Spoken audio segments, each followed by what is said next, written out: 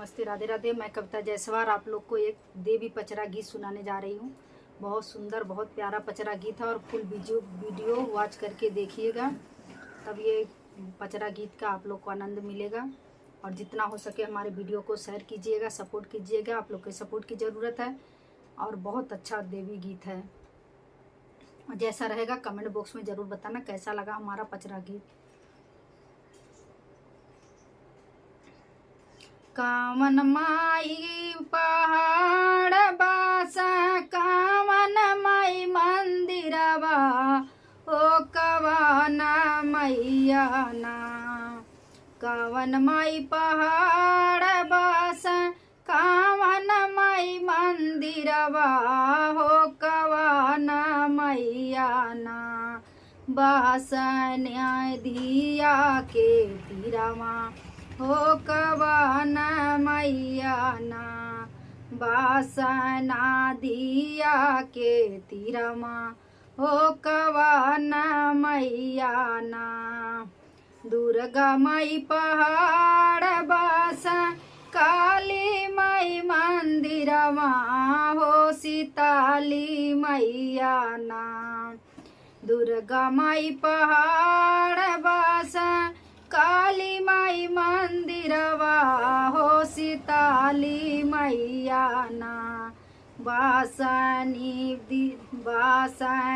दिया के तीरवा, हो सीताली मैया ना। बासना दिया के तीरवा, हो सीताली मैया ना।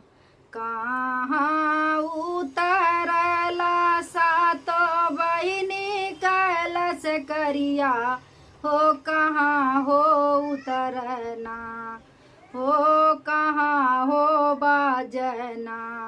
रुन झुन बारा हो बजनवा, हो कहाँ हो बाजना।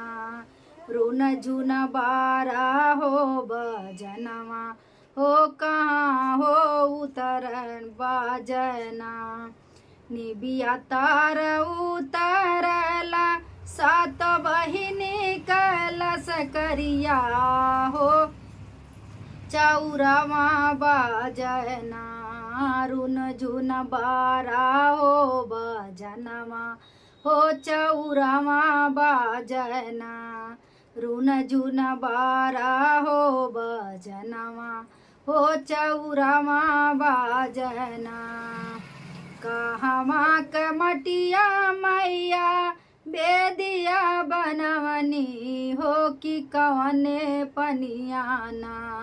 मैया करया सननवा, हो कवन पनियाना। मैया करया सननवा, हो कवन पनियाना।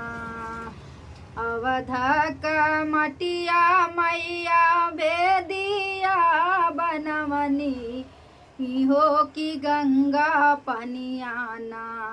मैया करया सननवा, हो कि गंगा पनियाना।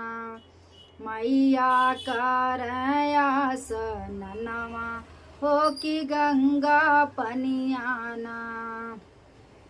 कौने माँ से मैया मोरी काटनी कैनिया, हो कि कौने माँ से ना। कौने माँ से मैया हमारी काटनी कैनिया, हो कि कौने माँ से ना।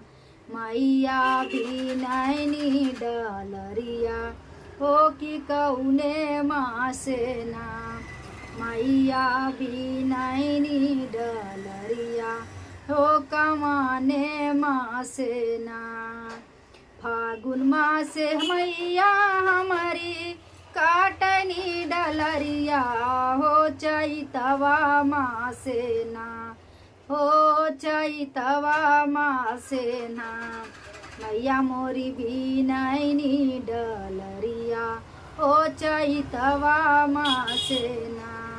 ओ मैया मोरी भी नैनी डलरिया, हो चैतवा माँ से ना। के करे घर जाला दिया ना सारी सारी रतिया हो के करे घरवाना हो के करे घरवाना होला पचरा भजनिया हो के करे घरवाना होला पचरा भजनिया हो के करे घरवाना